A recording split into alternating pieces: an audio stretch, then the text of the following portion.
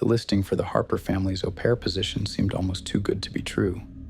Single father, one child, generous pay, flexible hours, no mention of scrubbing toilets or cleaning up after the family dog. Just someone to help care for his daughter and bring some light into their home. I applied without much thought. After years of bouncing between temporary gigs and barely affordable flats, I was desperate for stability.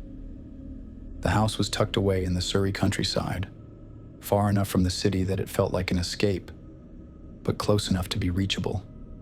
It was large, pristine, the kind of home you'd expect to see in a magazine spread. Stone driveway, ivy climbing the brickwork, roses curling over the gate. Mr. Harper, Owen, answered the door himself. He was tall, mid-40s, wearing a sweater that looked too formal for inside the house. He smiled awkwardly, stepping aside so I could enter. "You're here," he said, like he hadn't quite believed I would show up. His daughter Emma was 8, small, polite, and oddly self-sufficient for a child. When I first met her, she was reading quietly in the corner of the living room, feet tucked underneath her. She barely looked up. The first few weeks were uneventful. Owen kept to himself, working from his office upstairs. Emma was easy, sweet, quiet, barely any trouble. I spent most of my time taking her to school, preparing meals, reading with her before bed. But slowly, I noticed Owen was too attentive. Not to Emma, but to me. It started small. He'd linger in the kitchen while I made breakfast, asking about my day like a nervous teenager.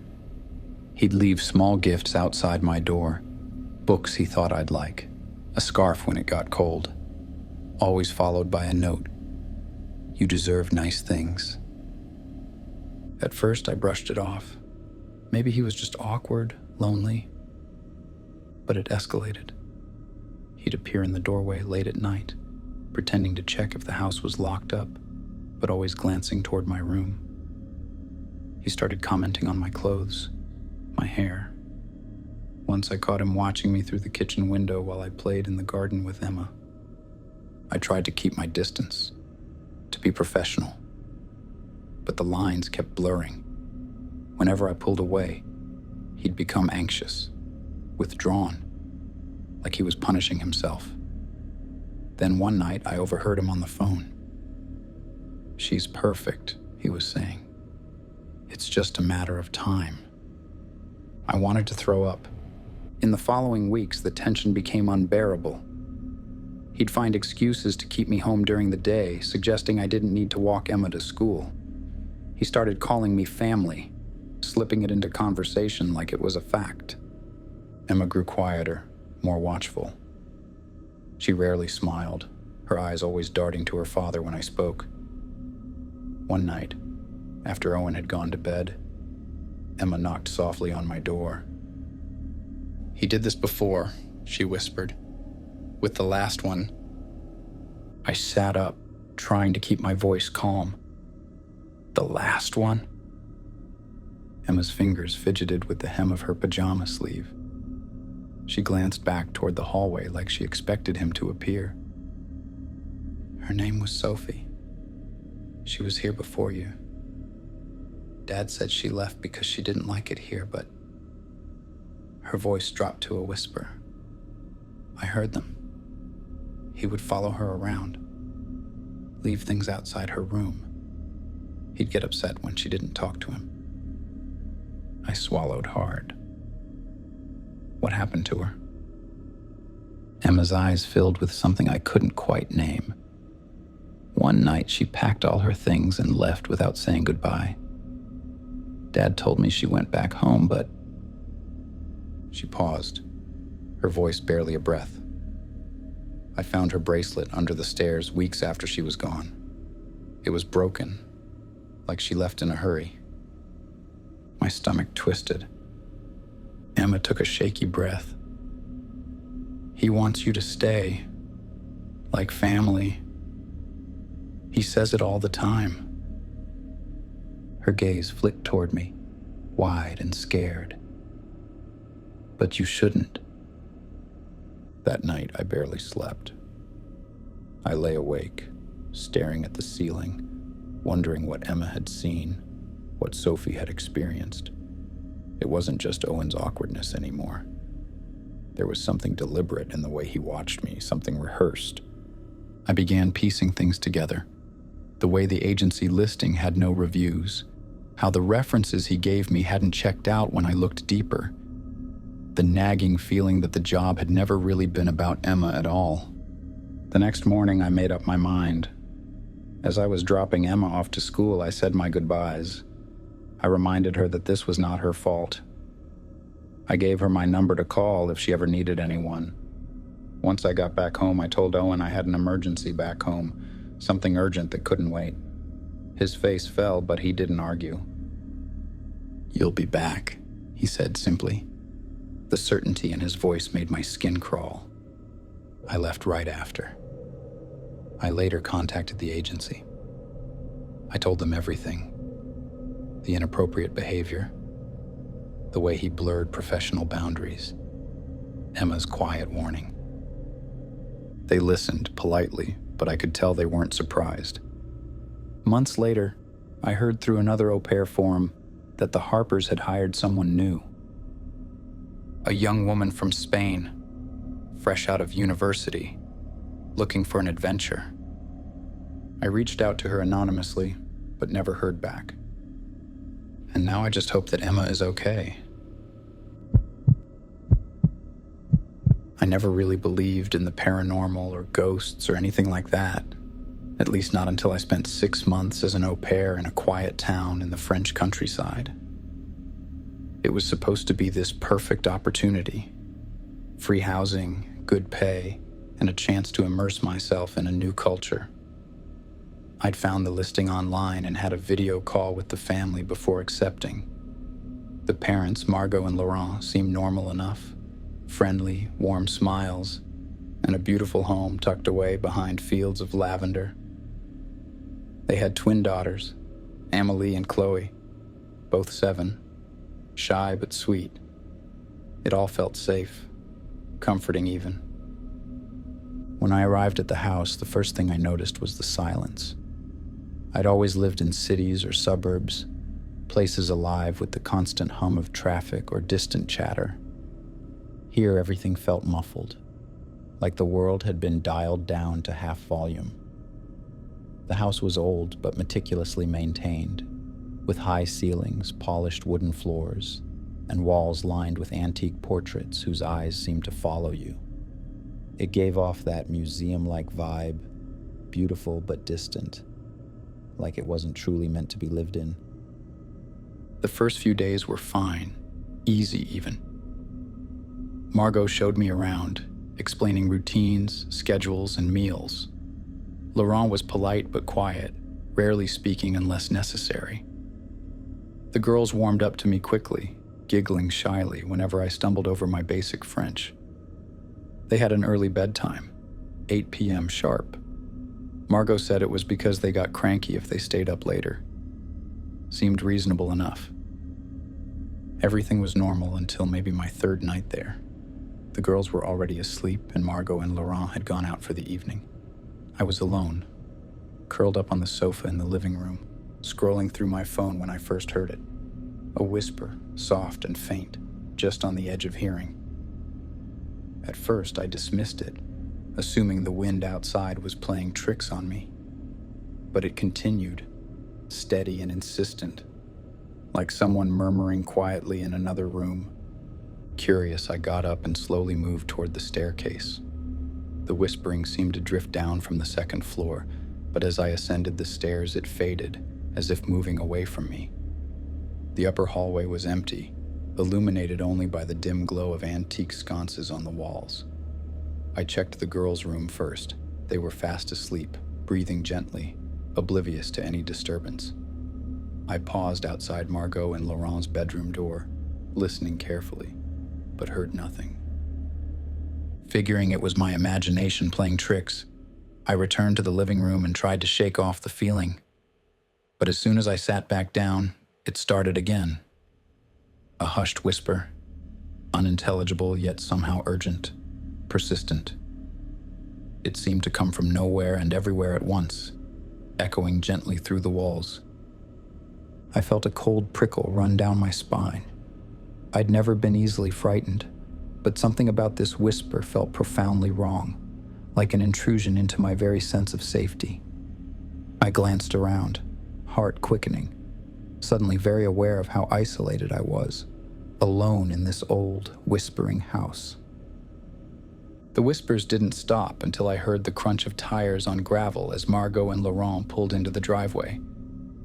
Almost immediately, the quiet murmuring faded, dissolving into the usual nighttime silence. I sat frozen on the couch, my heart beating way too fast for comfort. When they walked inside, laughing quietly from their evening out, I tried my best to look composed. Margot noticed my tense posture right away. "Is everything all right?" she asked gently, a small line of concern forming between her brows. I hesitated. What was I supposed to say? I heard whispers. Even in my head, it sounded ridiculous. Instead, I shook my head slightly, forcing a smile. "Yeah, I'm fine. Just a bit tired, I guess." Margot nodded slowly, but the shadow of concern didn't quite fade from her expression. Laurent didn't seem to notice at all, simply nodding politely as he passed me and headed straight upstairs without another word. The dynamic between them always felt slightly off, like two people sharing space but not much else. Sleep didn't come easy that night. I lay awake, staring up at the ceiling, replaying the whispers in my head, wondering if I'd imagined the whole thing. Every time I closed my eyes, I half expected to hear them again. Soft, urgent, impossible to understand. Eventually, exhaustion took over, and I slipped into a restless sleep. The next morning, sunlight poured through my window, chasing away some of the lingering unease. I decided to push the previous night from my mind, chalking it up to nerves and an overactive imagination. The girls were cheerful at breakfast, chattering excitedly about school and their friends, their bright laughter filling the kitchen with life. But the relief was short-lived. A few days later, Margot and Laurent went out again, leaving me alone with the girls. It was close to their bedtime when Chloe looked up from brushing her teeth and asked quietly, "Did you hear them yet?" My voice shook slightly despite my best effort to remain calm. "Hear who?" Chloe exchanged a quick glance with Amélie, who stood behind her, eyes wide. "The whispers," Amélie said softly, almost a question. A chill ran down my spine. I knelt to their level, forcing myself to sound reassuring, though I felt anything but. "You've heard them too?"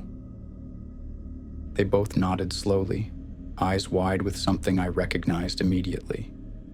Fear. "They talk every night," Chloe whispered, her voice barely audible. "They say things we don't understand. We're not supposed to talk about it." My heart clenched. "Did your parents tell you not to mention this?" Both girls shook their heads at the same time, almost mechanically. Amélie spoke up quietly. "Not them." "Then who?" I asked, already dreading the answer. They didn't respond, just stared at me, their eyes pleading for reassurance I wasn't sure I could offer. I tucked them into bed, murmured soothing things I didn't quite believe myself, and closed their door softly. Standing alone in the hallway, I strained my ears, listening carefully. Silence pressed around me, heavy and expectant. But just as I turned to walk away, the whispering began again. Only this time it wasn't distant and vague. It was right behind me, clearer, sharper, and undeniably close.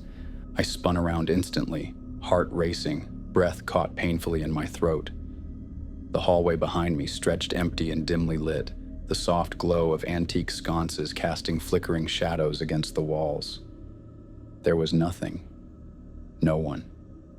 Yet the whisper continued, low and insistent, sliding around me like a physical presence, impossible to pinpoint. Instinctively, I stepped closer to the girls' bedroom door, as if somehow standing near them would anchor me to reality. The murmuring voice faded in and out, always at the edge of my hearing, close enough to tease but too distant to grasp. Panic bubbled up slowly, a cold dread spreading through me. I tried to convince myself there was a rational explanation, a trick of acoustics in an old house, wind in the eaves, pipes settling.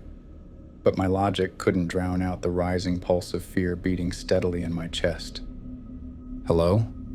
I called quietly, voice wavering despite my efforts to sound firm. My own voice echoed briefly, swallowed almost instantly by the oppressive silence. For a long moment, nothing happened. I waited, frozen, listening to the pounding in my chest and my own shallow breaths. Then from the opposite end of the hallway, away from the girls' room, came a faint creak, slow, deliberate, like footsteps on wooden floors. My pulse quickened painfully. I stared down the length of the corridor toward the master bedroom door, half expecting to see Margot or Laurent appear. But deep down, I knew it couldn't be them. They weren't due home for hours, and I hadn't heard their car pull up outside. The footsteps came closer, slow and rhythmic, unhurried yet purposeful. My eyes strained against the darkness, trying to see what my instincts already dreaded. But the hallway remained empty. The whispers rose in volume slightly, becoming more distinct, though the words themselves were indecipherable, a language I couldn't recognize, harsh yet oddly melodic, threading through the air like a dark lullaby. Each syllable sent icy chills dancing down my spine, the hairs on my arms standing rigid with fear. Without fully deciding to, I took a shaky step backward, pressing myself firmly against the wall. The footsteps ceased abruptly, as if whoever or whatever had been moving toward me stopped just out of sight, waiting, listening. My heart pounded violently in my ears, and a terrible, paralyzing realization gripped me. I was not alone in this house. Something was here, something unseen, something that whispered and watched and moved through the shadows, impossible to fully perceive yet undeniably real. Then suddenly, the whispering halted. Complete silence fell like a curtain, abrupt and stifling. The air felt thicker, heavier somehow, charged with anticipation. A faint movement caught my eye, a subtle shift in the darkness at the very end of the corridor. My breath caught again, chest tightening painfully. Who's there? My voice cracked softly, sounding small and vulnerable in the vast, quiet space. In response, a door creaked slowly open at the hallway's far end. Just a few inches, barely perceptible yet unmistakably deliberate. My heart lurched painfully in my chest, adrenaline flooding my veins as I stared helplessly toward that shadowed doorway. Something inside me screamed to run, to hide, to wake the girls and flee into the night. But my feet stayed rooted to the spot, body frozen, as the whispering began again, clearer and closer than ever before. The whispers grew louder, clearer, weaving around me like a suffocating fog. Each unintelligible word tugged at the edges of my sanity, drawing me closer, tempting me to understand, though something deep inside warned me that comprehension would come at a price. My chest felt tight, every breath shallow and strained, panic mingling with curiosity, fear tangling with an inexplicable pull toward that half-open door. Slowly, without fully realizing it, my feet began to move. I stepped toward the end of the hall, toward that forbidden doorway that stood slightly ajar, a dark sliver of uncertainty that beckoned me. My mind screamed to stop, to turn back, to pretend none of this was happening. Yet my body moved forward as if guided by some invisible hand. As I approached, the whispers shifted. They became rhythmic, almost chanting, each syllable resonating with a sense of urgency. The door stood still, silently waiting. I reached out, hand trembling slightly, fingertips brushing against the polished wood, cold to the touch. My heart pounded violently, a drumbeat echoing in my ears, drowning out every rational thought that begged me to turn around. Gently, I pushed the door open further. It swung inward smoothly, silently, revealing a room swallowed by darkness. I hesitated on the threshold, eyes straining to adjust to the gloom. Slowly, shapes emerged from the shadows. Furniture draped in sheets, stacks of boxes piled against the walls, the outlines of objects long forgotten. It was a storage room, ordinary and benign, yet the sense of dread remained, thick and oppressive. I stepped inside cautiously, the floorboards creaking beneath my feet. The whispers now filled the room, pressing against me from every side, so intense it felt tangible, like invisible fingers brushing my skin. My gaze fell on an antique mirror leaning against the far wall, its glass tarnished, framed by ornate carvings. Something drew me toward it, a compulsion I couldn't resist. Each step brought me closer, and with each step my reflection became clearer, distorted slightly by age and dust. But it wasn't my reflection that caught my breath and held it. It was what stood behind me. A figure, shadowy yet unmistakable, hovered over my shoulder, taller than any human, its outline blurry and shifting. I spun around sharply, heart in my throat, but found nothing there, only empty space and silence. When I turned back to the mirror, the figure remained, closer now, features obscured, its posture menacingly still. I backed away instinctively, stumbling over boxes and nearly falling. The whispers intensified into a harsh chorus, now seeming angry, accusatory, echoing sharply around the small room. I fled into the hallway, pulling the door closed behind me, heart racing wildly, pulse roaring in my ears. Immediately, silence returned, heavy and absolute. Leaning against the door, gasping for breath, I struggled to rationalize what I'd seen, what I'd felt. Was I losing my mind? Was isolation playing tricks on me? But even as I desperately searched for explanations, a chilling thought settled in the back of my mind. Undeniable and terrifying. Whatever had been trapped behind that door was now aware of me, and it wasn't going to let me forget. That night felt endless. I lay awake in my bed, blankets pulled tight, eyes wide open, staring helplessly at the ceiling. Every creak of the house sent waves of panic through me. Every shadow dancing across the walls made my heart pound harder. I couldn't shake the memory of what I'd seen, or thought I'd seen, in the mirror. That dark figure standing just behind me, faceless yet undeniably present. No matter how hard I tried to convince myself it was exhaustion, imagination, or just nerves, the fear gripping me felt far too real to dismiss. Morning arrived sluggishly, bringing little comfort. The sunlight streaming through my window felt weak and distant, unable to penetrate the lingering anxiety that had settled deep within me. Breakfast was a blur. The girls seemed subdued, sensing my unease even though they said nothing. Margot and Laurent carried on normally, their polite smiles masking whatever truths lay beneath. I longed to ask them about the room, about the whispers, about everything. But fear held me silent. Something inside warned me that they would offer no real answers, only vague reassurances and practiced evasions. Days passed slowly, my anxiety never fully fading. The whispers continued, quieter now but always present, lurking just out of hearing whenever I was alone. At night, I avoided the hallway, sleeping fitfully with a small lamp beside my bed, as though its feeble glow could ward off whatever watched me from the darkness. Then one evening, Margot found me alone in the kitchen. Her usually warm face was tense, eyes dark with something I couldn't quite decipher, concern or perhaps fear. She sat across from me, hands folded carefully in her lap, and took a slow breath before speaking. "You went into the room, didn't you?" Her voice was soft, measured, but beneath it lay an unmistakable tremor. My heart sank, guilt and fear twisting painfully inside me. "I'm sorry.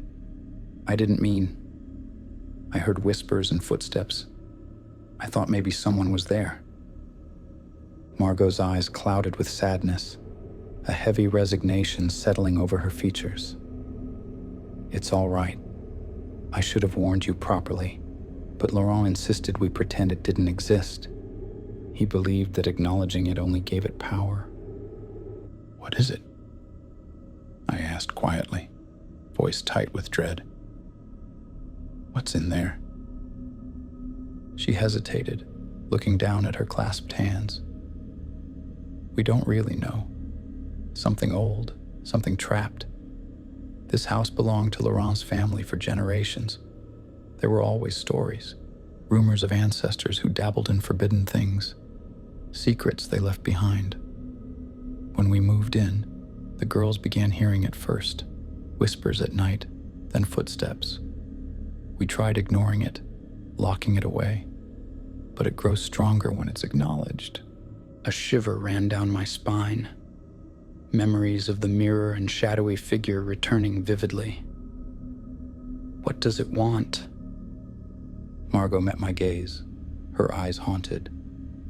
"It wants to be remembered, to be freed." "What happens now?" My voice barely rose above a whisper. She shook her head sadly. "Now it knows you too." Her words settled over me like a heavy weight, realization dawning with chilling certainty. Whatever I'd awoken wouldn't simply disappear because I wanted it to. It had attached itself to me, to my awareness, feeding on my fear, thriving on my acknowledgement. And somehow, deep down, I knew, no matter how far I ran, how much I denied it, I would never truly escape. When I first accepted the au pair position with the Whitmore family, I thought I'd lucked out. They lived in a pristine, sprawling house on the outskirts of Bristol. Polished white brick, a huge front garden, and those tall bay windows that screamed money. The photos in the job listing made it look warm, bright, like something out of an upscale parenting blog. I arrived on a rainy Tuesday afternoon. The house was even more immaculate in person. Claire Whitmore answered the door wearing a crisp white blouse, not a hair out of place, her smile polite but empty. Her husband Daniel hovered in the background, nodding stiffly when I introduced myself. Their son Milo was 6, but nowhere to be seen. During the tour, Claire barely mentioned Milo. She spoke more about the house itself, the antique floors, the marble countertops, the glass banisters they'd had imported from Italy. Then, before I even had time to settle into my room, she handed me a laminated sheet titled "House Rules." The list was long, too long. No shoes indoors, no crumbs on the countertops, all linens ironed weekly, bathroom floors scrubbed every other day, windows wiped daily, inside and out. Vacuuming must be done every evening after Milo's bedtime. I stared at it, confused. I thought I was here to help with Milo? Claire glanced at me like I was slow. Of course, but we expect a certain standard of cleanliness. By the end of the first week, it was obvious. They hadn't hired an au pair. They'd hired a maid. Every day was a blur of chores. I'd wake up before sunrise to dust the skirting boards, wipe down doorknobs, bleach the kitchen sink. Claire would leave new laminated lists on the kitchen counter each morning, her handwriting neat and cold. And Milo? He was left to entertain himself. If I spent more than a few minutes with him, Claire would appear suddenly, her expression tight. "The guest bathroom hasn't been wiped down yet," she'd say, "and the hall mirror is streaked."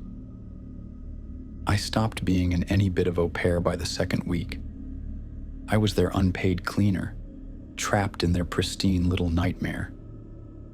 What made it worse was how much they pretended otherwise. Whenever family friends visited, Claire would beam and say how lucky they were to have me. "She's so wonderful with Milo," she'd gush, even though she barely let me near her son. At night, I'd lie awake in the tiny guest room they gave me, staring at the ceiling, wondering how long I could keep this up. Because every day, the lists got longer. And every day, I felt myself disappearing a little more. By the start of my second month, the house rules weren't just laminated sheets anymore. They'd grown into an entire binder, color-coded by day and task. Claire handed it to me one morning over breakfast like it was a gift. "This should help you stay organized," she said, sipping her coffee without looking up. There was no mention of Milo, no mention of playtime, school pickups, or bedtime stories, just a detailed cleaning schedule broken down by hour, as if the entire house would fall apart if I missed a single fingerprint on the banister. I stopped asking questions. I stopped trying to suggest activities for Milo or to connect with him. Every time I did, Claire would find some reason to pull me away. "The silver needs polishing. The garden needs weeding." Daniel wasn't much better. He barely spoke to me unless it was to point out something I'd missed. "The baseboard's in the dining room," he'd say as he walked past, not even pausing. "You missed a spot." Milo's presence felt like an afterthought in that house. I'd see him sitting quietly in the lounge, fiddling with his toys, eyes glazed over. Sometimes he'd glance at me like he wanted to say something, but then Claire's voice would call from the other room, reminding me about another chore, and I'd have to look away. One evening, while scrubbing the grout in the upstairs bathroom, I found a piece of paper shoved behind the toilet. It was crumpled and smudged, but in childish handwriting, it said, "Help me." I wasn't sure if Milo had written it, but I couldn't stop thinking about it. The next day, I kept an eye on Milo whenever I could. It wasn't easy. Claire always had something for me to do, and Daniel had grown more critical, more watchful. But in the rare, quiet moments when Milo thought no one was paying attention, I noticed how he kept glancing toward the staircase, toward the guest room where I slept. That afternoon, while folding linens in the laundry room, Milo slipped in without a sound. He didn't say anything at first, just hovered by the door. "Did you write the note?" I asked quietly. He nodded once. Before I could say more, Claire's voice called from the hall, sharp as a blade. "Milo, don't bother her." He flinched and darted away. That night I lay awake thinking about the note, about Milo's hollow eyes, about how much time I'd wasted trying to follow Claire's endless rules instead of noticing the child I was supposed to be here for. The next morning, I tried to bring it up gently over breakfast. "Milo seems a little lonely. Maybe I could..." Claire cut me off. "He's fine. He doesn't need anything from you." Her smile was tight, controlled. And I knew in that moment that whatever was really going on in that house, it wasn't written in any of the rules. A week later, the binder grew heavier. Claire added new sections labeled evening duties and weekend maintenance, tasks that had nothing to do with Milo and everything to do with polishing their image. That Friday night, after I'd vacuumed, dusted, and bleached every surface, I found another note. This time tucked beneath my folded pajamas, It wasn't in Milo's handwriting. It simply read, "They don't let me talk." I stood there for a long time, holding that scrap of paper, wondering how many rules had been made not to keep the house clean, but to keep Milo silent. The next morning, I decided I was going to break a rule. I was going to talk to him.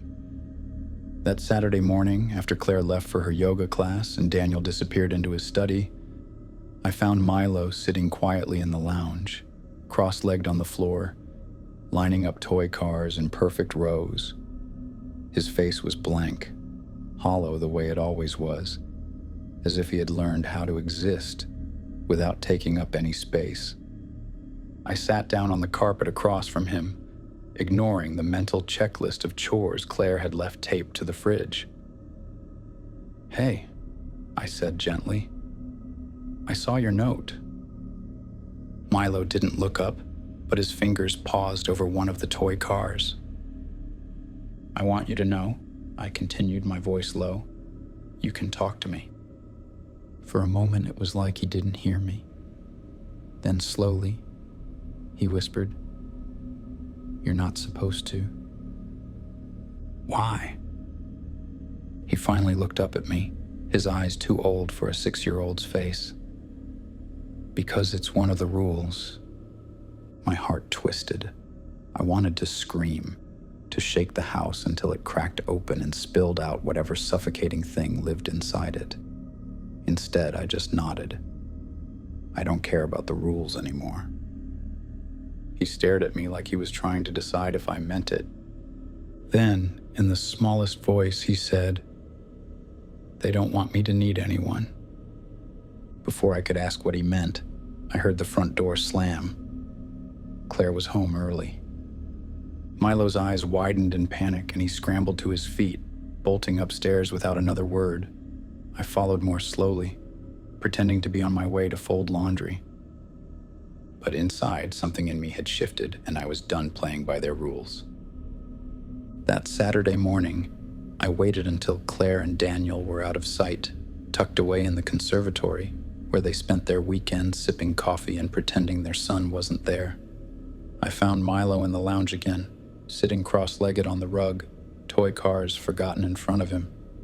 I sat down next to him, close enough for him to hear me, but far enough not to startle him. "They don't let you talk?" I asked softly.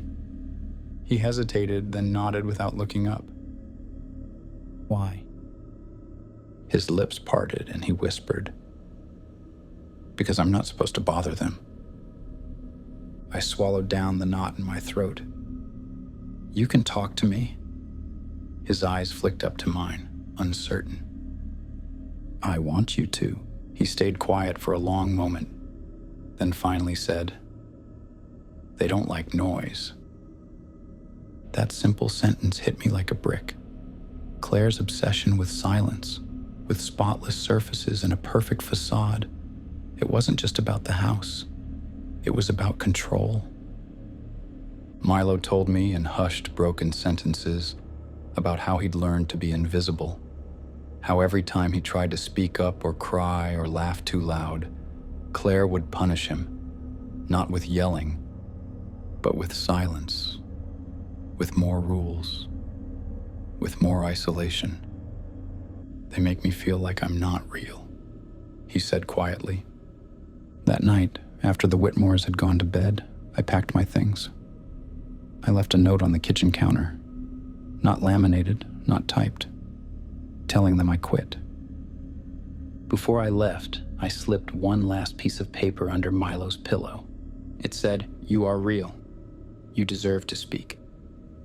I walked out of that house without looking back. And I've kept that binder ever since. Not as a reminder of how clean a house can be, but how messy, how cruel people can become when they care more about appearances than the people living inside them. When I first thought about being an au pair, I honestly thought the worst part would be dealing with bratty kids or missing home. You know, the usual stuff. Meltdowns over bedtime, picky eaters, homesickness. What I wasn't prepared for was how quickly I'd start feeling unsafe inside the house I was supposed to live in. The family I worked for seemed perfectly normal when I first spoke to them over video chat. The Thompsons, a well-off couple living in a quiet village outside Manchester. They had 2 kids, Oliver, 9, and Sophie, 6. During the call, the parents seemed polite, maybe a little distant. The kids had waved shyly from the background. Everything seemed fine. The pay was good. The room they offered was nice. And honestly, I needed a change after a rough breakup and a dead-end job. When I arrived, the house was even bigger than I'd pictured. Detached, old but renovated, tucked down a winding lane. Everything looked perfect. But that first week, I started noticing little things about the kids. They weren't shy, they were cold. Oliver barely spoke to me. When he did, it was in clipped sentences, always looking at me like he knew something I didn't. Sophie was worse. Sweet at first glance, but her smiles never touched her eyes. I'd catch her watching me when she thought I wasn't looking, her little face blank and unblinking. By the end of week 2, I realized a few things were off. My phone would disappear from the charger overnight, lights turning on and off when I knew I hadn't touched them. Once, I found Sophie in my room, going through my bag. She didn't even look guilty when I caught her. Just stared at me and said, "You shouldn't be here." I tried to bring it up casually over dinner, mentioning that the kids seemed a little distant and that maybe they were struggling with the adjustment. Mr. and Mrs. Thompson exchanged glances but said nothing. Just carried on eating like I hadn't spoken. It got worse after that, though. I'd wake up in the middle of the night to find small things rearranged in my room. Books moved, closet doors open. Once I woke to find Oliver standing at the foot of my bed staring at me. When I asked what he was doing, he didn't answer. He just walked away. I wanted to chase after him so bad, but I didn't want problems with Mr. and Mrs. Thompson. One morning, I came downstairs to find all the kitchen knives laid out perfectly on the table, blade edges pointing toward my chair. The parents acted like I was making it up. When I confronted them, Mrs. Thompson sighed heavily, almost annoyed. "The children have always been difficult," she said, voice clipped. "It's best not to encourage them." That's when I knew something was seriously wrong. But by the time I realized how bad it really was, it was already too late. The kids didn't want an au pair. They simply wanted me gone. It was around the 4th week when the situation stopped being unnerving and started feeling actively dangerous. By then, I was keeping my door locked at night. I'd wedge a chair under the knob, not because I thought it would stop anyone, but because I wanted to hear it fall if someone tried to come in. One night I heard faint tapping on my door at around 2 a.m. Soft, rhythmic, like little knuckles gently rapping over and over again. I didn't move. I lay perfectly still, staring at the ceiling, counting each tap as my heartbeat thundered in my ears. The tapping stopped after a few minutes, but I didn't sleep for the rest of the night. The next morning, Sophie smiled sweetly at me over breakfast. "Did you hear the tapping last night?" she asked innocently, swinging her legs under the table. I tried to laugh it off, my stomach nodding. "That was you, wasn't it?" She just blinked and shook her head. "It wasn't me. It was Oliver. He said he wanted to see if you'd scream." Oliver, sitting beside her, didn't react. He just kept eating his cereal, spoon scraping the bowl deliberately, staring at me. I decided then to set boundaries. I told the Thompsons firmly that the kids had been sneaking into my room, that it wasn't acceptable, and that I needed them to step in. They exchanged one of those looks again, and Mr. Thompson shrugged, like it was beyond his control. "They're just children," he said flatly. "You shouldn't let them get to you." But it wasn't just kids being kids. That night, when I crawled into bed, I found a disturbing drawing tucked under my pillow. Crude, childlike scribbles in black crayon. It was me, lying in bed with two small stick figures standing over me, knives in their hands. Underneath an uneven handwriting, it said, "Go home." The next morning, I packed a small bag. I told myself I would make an excuse, tell the Thompsons I had an emergency, leave quietly, and never come back. But I didn't, and I paid the price for it. That night, I woke up to the sound of the chair scraping across the floor as someone slowly pushed it away from my door. I shot up in bed, my skin clammy and heart thudding in my ears. For a second, I thought maybe I had imagined the sound.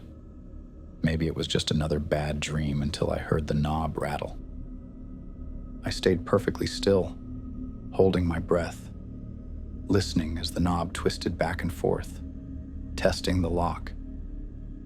Then the unmistakable sound of tiny feet padding away down the hallway.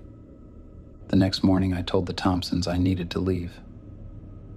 I said I had a family emergency back home, something that couldn't wait. Mrs. Thompson barely reacted. She nodded, almost like she had expected it. "Do what you need to," she said simply.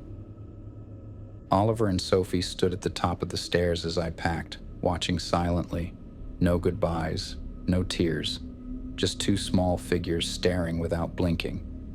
When I finally hauled my suitcase to the door, Mrs. Thompson appeared in the hallway. "You should have left sooner," she said quietly. "Most of them don't stay as long as you did." I wanted to ask what she meant, but I didn't. I couldn't. I walked away without looking back. Weeks later, back in my own apartment, trying to piece myself together, I couldn't help myself. I searched online. I found a forum thread. Someone had mentioned the Thompsons' village. Buried in the comments was an old post from another girl, dated 2 years earlier. An au pair. She mentioned the same house, the same children. Her last comment stopped me right on my tracks. If you're reading this and thinking about taking that job, don't. The Thompsons don't want an au pair. They want a target. Honestly, I could never trust a family again because at the end of the day, you don't know what their true intentions are. I just found another job as a dog walker. Maybe the dog will pull me, but never deliberately try to hurt me. I took the au pair job because I was desperate. Not desperate in the way people think. No overdue bills, no broken relationships. I just needed to get away from my life for a while. To disappear into someone else's routine, someone else's family, and hope that the quiet would settle me. The Bakers lived in a small coastal town in Devon, England. It wasn't picturesque like the brochures. It was damp, gray, and crumbling at the edges, the kind of place you drive through on your way to somewhere better. Their house sat on the edge of a cliff road, a 3-story Victorian thing that groaned whenever the wind hit it too hard. They had one child, Alice, 5 years old, sweet-faced but too quiet. Claire, the mom, was distant, always wrapped up in work or errands that seemed to never end. Jonathan, the dad, worked abroad most of the time and wasn't expected back for months. From the first day, it became clear that the Bakers hadn't hired me to take care of Alice. On paper, I was there to help with the child, make her breakfast, walk her to school, keep her company until Claire came home late in the evenings. But within hours of arriving, Claire handed me a list. Not of playtimes or meal preferences, but of chores. "The laundry needs to be folded by noon," she said, her tone brisk. "The kitchen floors should be scrubbed daily, bathrooms twice a week, windows once a week." It felt more like a housekeeping job than childcare, but I shrugged it off. Maybe they wanted someone who could do both, and I didn't mind at first. Every morning, before Alice even woke up, Claire would leave me new lists. Things like dust the baseboards, or organize the pantry by expiration date.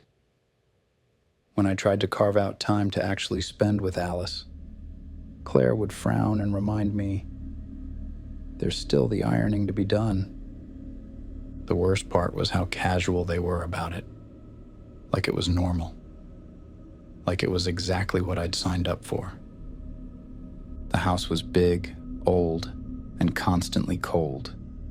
No matter how many fires I lit or radiators I checked, cleaning it felt endless. I'd finish one list only to find another waiting for me. Claire rarely thanked me. Instead, she'd inspect my work like a hotel manager inspecting a 5-star suite. Once I tried to push back. I reminded her gently that I was supposed to be looking after Alice, helping her with schoolwork, playing with her.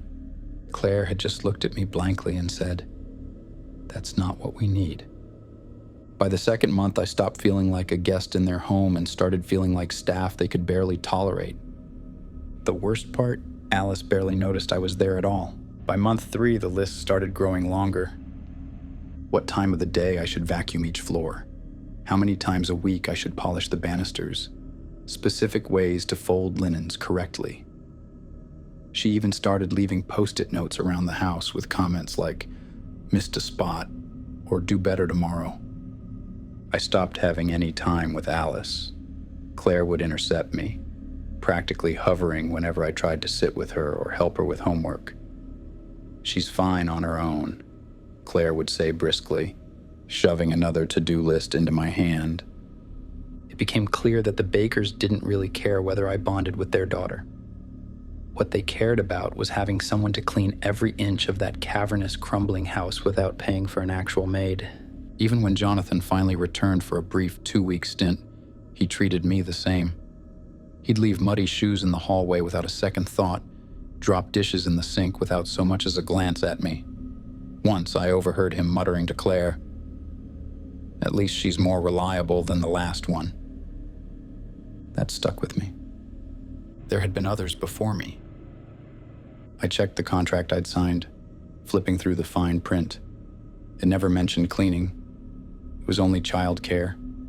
I'd been tricked, but by then, I was too exhausted to do anything about it, too hollowed out.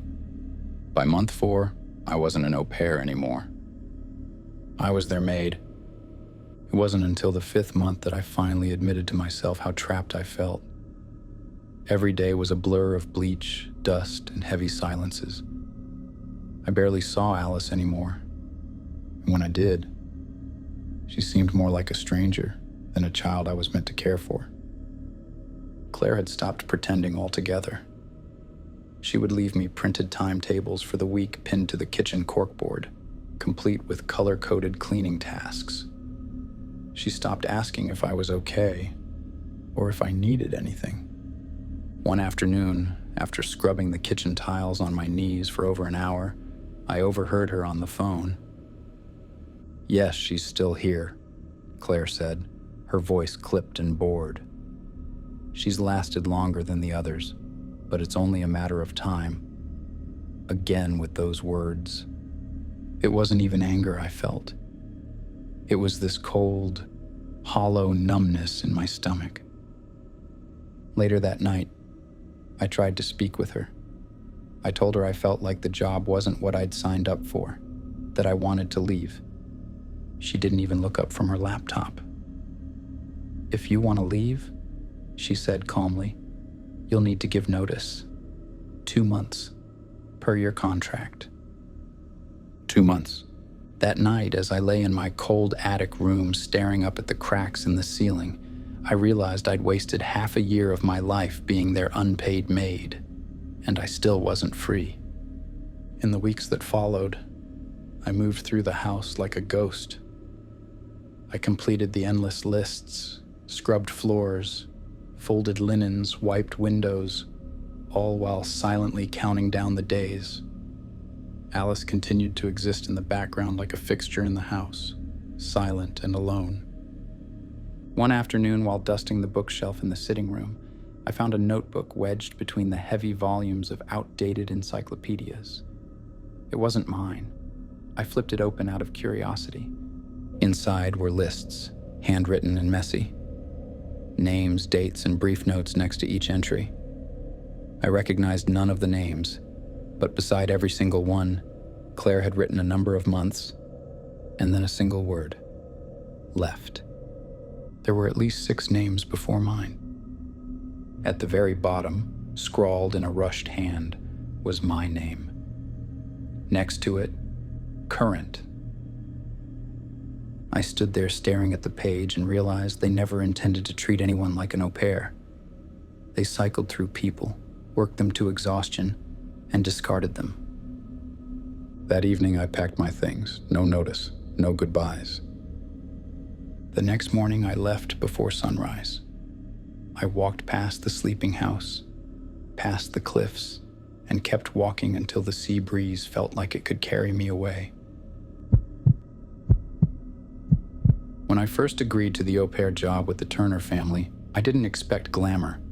The house itself was small, unkempt, the garden overgrown and littered with broken toys. The front door stuck when I tried to open it. Inside smelled faintly of damp carpet and something sour.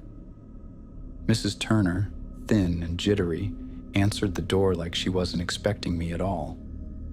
Her husband hovered in the living room, barely glancing up from his phone. They introduced me quickly, flatly, then gestured toward the hallway. Room's down there, and Ethan's upstairs. I asked about Ethan, how old he was, what he liked. Mrs. Turner just shrugged. He's 8, keeps to himself. The first time I saw him, I understood why they hadn't said more. He was small for his age, all sharp edges and hollow cheeks. His clothes were threadbare, his shoes falling apart at the seams.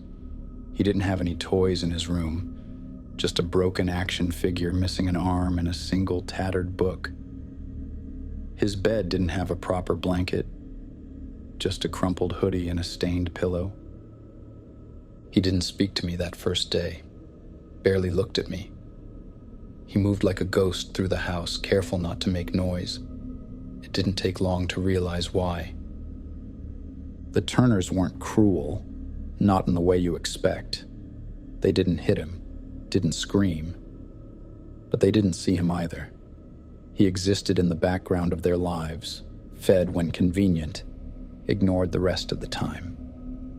Meals were haphazard, cold cereal for dinner, sometimes nothing at all. They'd disappear for hours without telling me where they were going, leaving Ethan to fend for himself. His clothes were never washed. His school report cards sat unopened on the kitchen counter, stained with coffee rings. Every day, Mrs. Turner would hand me reminders to keep Ethan quiet. She'd complain if she heard him playing or talking too loudly. "Can't he just sit still?" she'd mutter, barely glancing up from her phone. They wanted a maid, a housekeeper, someone to keep the place functional while they floated in and out of the house like guests. Ethan drifted around the edges of all of it, silent and shrinking. Some days I wondered if they even remembered why I was there. It was a month before he spoke to me. Late at night, when I found him sitting on the cold kitchen floor, knees tucked to his chest. "I don't think they remember I'm here," he whispered. That night I stayed up thinking about him, about how someone so small could be made to feel invisible in their own home. Over the following weeks, I started noticing things I hadn't wanted to see. Ethan's clothes were the same every day. His school bag was empty when I checked. No homework, no letters from teachers. When I asked him about friends, he shrugged. "I don't have any." Once when I walked him to school, I caught a teacher at the gate. She glanced at Ethan and frowned, her voice low when she asked if everything was okay at home. I lied, said things were fine, but I knew they weren't. I started documenting everything. The unopened school letters, the empty fridge, the bruises that weren't from violence but from neglect. The nights Ethan would sit quietly at the top of the stairs, listening for his parents to come home and falling asleep before they did. One day I noticed he had holes in his socks. I offered to buy him new ones, but he shook his head. Mom says it's a waste. I tried to talk to Mrs. Turner once, asked if Ethan needed anything. She waved me off. He's fine. The truth was, he needed everything. He needed someone to notice, to care. One night, after the Turners left for another work event, I made him dinner. Nothing fancy, just spaghetti and toast, but it was the first time I'd seen him smile. The smallest, shyest thing. It broke my heart. I decided I couldn't stay quiet anymore. The next morning, when Mrs. Turner handed me another list of cleaning tasks, I folded it neatly and put it on the counter. I told her I was stepping out to run an errand. Instead, I went straight to the authorities.